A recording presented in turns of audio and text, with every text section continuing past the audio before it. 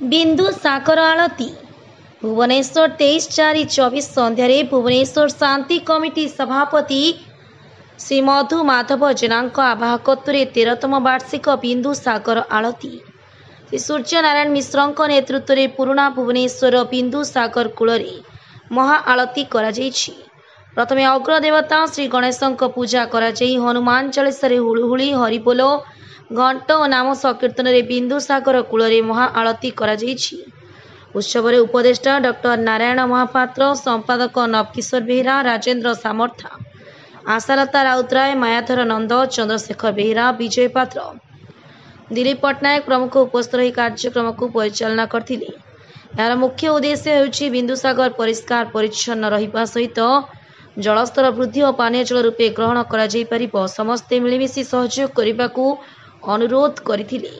समस्त राजधानीवासी सुखरे अतिबाहित करने को कामना करा जायतिला। भुवनेश्वर गंगाधर रथंक रिपोर्ट, संघर्ष टीवी।